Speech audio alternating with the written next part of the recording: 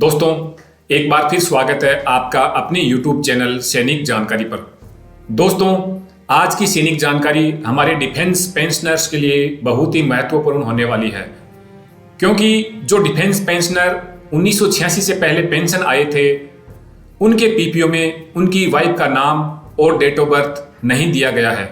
इसके बाद में जो 1986 से लेकर 2006 तक पेंशन आए हैं, उनके पीपीओ में उनकी वाइफ का आधा अधूरा नाम दिया गया है, जबकि जन्म तिथि वर्ष में लिखी गई है, जैसे 1951, 1970, 35 वर्ष, 38 वर्ष।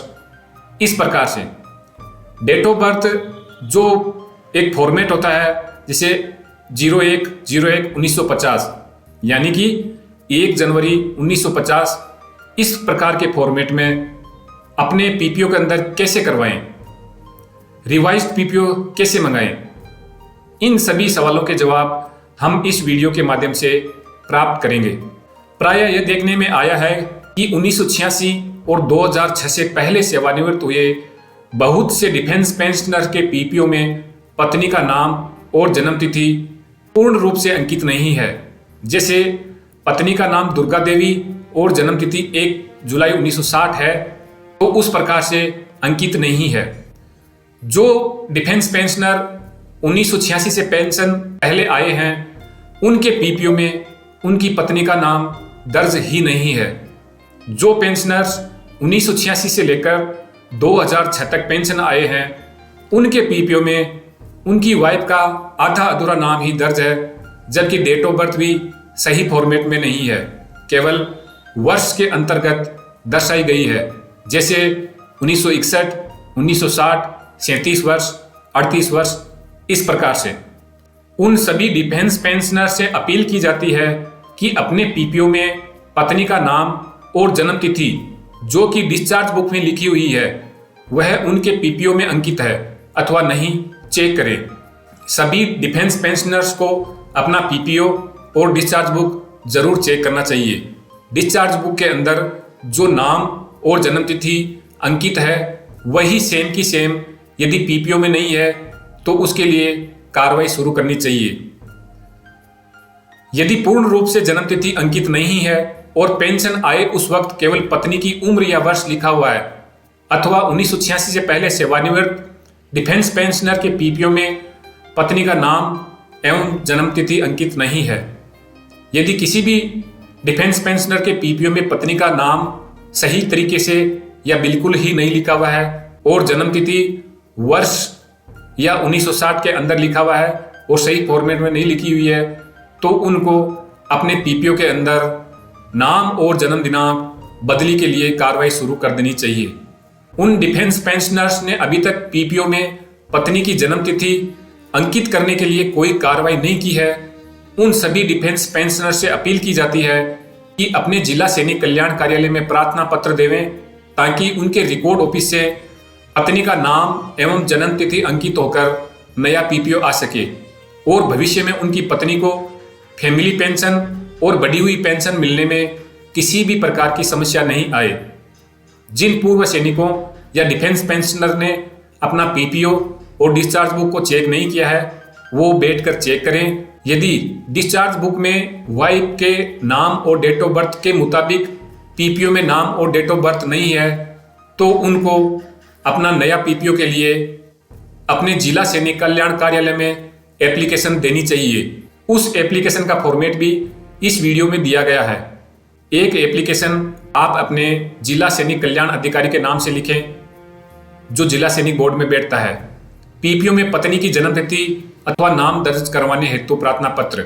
मान्यवर, उपरोक्त विषय में नम्र निवेदन है कि प्रार्थी सेना संख्या यानी आर्मी नंबर, रैंक, नाम, गांव, पोस्ट, जिला और पिन कोड का रहने वाला है तथा दिनांक जो आपकी पेंशन डेट है वो लिखनी है, जैसे डेट ऑफ रिटायरमेंट को भारतीय सेना में 17 वर्ष, 19 वर्ष जो जितनी भी सर्विस करके रिटायरमेंट हुई है वो सर्विस लिखनी है, के बाद सेवानिवृत्त हुआ हूँ तथा मेरा रिकॉर्ड ऑफिस का नाम, जैसे रिकॉर्ड राजरीप, रिकॉर्ड जाट, ग्रेनेडियर्स, वो नाम लिखना है और रिकॉर्ड कहाँ पर स्थित है वो पता लिखना है। मेरे पीपीओ में जो पीपीओ का नंबर है वो लिखना है। मैं मेरी पत्नी की जन्मतिथि ओब्लिग नाम अंकित नहीं है, जो 1986 से पहले पेंशन आए हैं उनके पीपीओ में पत्नी का नाम और जन्मतिथि अंकित नहीं है, और जो 1986 से 2006 के बीच में पेंशन आए हैं उनके पीपीओ में पत्नी का नाम आधा अधूरा है तथा जन्मतिथि भी वर्ष के अंदर अंकित है, जिसके कारण भविष्य में मेरी पत्नी को फैमिली पेंशन मिलने तथा 80 वर्ष की उम्र के बाद 20% बढ़ी हुई फैमिली पेंशन मिलने में समस्या आ सकती है। आपसे नम्र निवेदन है कि मेरे पीपीओ में मेरी पत्नी का नाम और जन्मतिथि दर्ज करवाने हेतु मेरे रिकॉर्ड ऑफिस के साथ आवश्यक कार्रवाई करें तथा रिवाइज्ड पीपीओ की एक कॉपी मुझे अपने पास रिकॉर्ड रखने हेतु देने की कृपा करें। इस प्रकार आपको जिला सैनिक कल्याण अधिकारी के नाम से ये एप्लीकेशन लिखनी है और जो आपका जिला सैनिक बोर्ड लगता है वहां पर देनी है। इसके साथ में पीपीओ, डिस्चार्ज बुक, आधार कार्ड, पैन कार्ड और ईसीएचएस कार्ड। इसके अलावा एक एप्लीकेशन और है जो आपको अपने रिकॉर्ड ऑफिसर के नाम से देना है। इन दोनों एप्लीकेशन को आप व्हाट्सएप के माध्यम से मेरे से प्राप्त कर सकते हो। मेरा व्हाट्सएप नंबर है 8890292610। यह दूसरी एप्लीकेशन है जो अपने रिकॉर्ड ऑफिसर के नाम से लिखनी है। श्रीमान मुख्य अभिलेख अधिकारी, जैसे जाट रिकॉर्ड्स, ग्रेनेडियर रिकॉर्ड्स, जिसका जो भी रिकॉर्ड है उसका नाम लिखना है। पीपीओ में पत्नी की जन्मतिथि अथवा नाम दर्ज करवाने हेतु प्रार्थना पत्र। नम्र निवेदन है कि मैं सेना संख्या, आर्मी नंबर, रैंक, नेम और पूरा एड्रेस लिखना है तथा दिनांक जो आपकी डेट ऑफ रिटायरमेंट है वो लिखनी है। जैसे 1/1/86 को भारतीय सेना जो रेजिमेंट है, जैसे राजरीप, जाट, राजपूत, ग्रेनेडियर्स में 19 साल जितनी भी सर्विस करके आए हैं, जितने वर्ष सर्विस की है वो लिखनी है। वर्ष नौकरी करने के बाद सेवानिवृत्त हुआ हूँ। मेरे पीपीओ का नंबर लिखना है। मेरी पत्नी की जन्मतिथि / नाम अंकित नहीं है, जिसके कारण भविष्य में मेरी पत्नी को फैमिली पेंशन मिलने तथा 80 वर्ष की उम्र के बाद 20% बढ़ी हुई पेंशन मिलने में समस्या आ सकती है। मेरे पीपीओ की प्रतिलिपि संलग्न है। आपसे नम्र निवेदन है कि मेरे पीपीओ में मेरी पत्नी का नाम और जन्मतिथि दर्ज करवाने हेतु तो आवश्यक कार्रवाई करें तथा रिवाइज पीपीओ की एक कॉपी मुझे अपने पास रिकॉर्ड रखने हेतु देने की कृपा करें। इसके साथ आपको पीपीओ की कॉपी, डिस्चार्ज बुक की कॉपी, पूर्व सैनिक पहचान पत्र यानी आपका जो जिला सैनिक बोर्ड से आई कार्ड बना वो, आधार कार्ड, अपनी पत्नी का, पैन कार्ड पत्नी का और ईसीएचएस कार्ड यदि है तो वो भी इसके साथ संलग्न करना है। ये सभी डॉक्यूमेंट आपकी पत्नी के होने चाहिए क्योंकि आपके पीपीओ में आपकी पत्नी का नाम और डेट ऑफ बर्थ अपडेट करवाना है। तो दोस्तों, डिफेंस पेंशनर्स के बारे में आपको ये जानकारी कैसी लगी?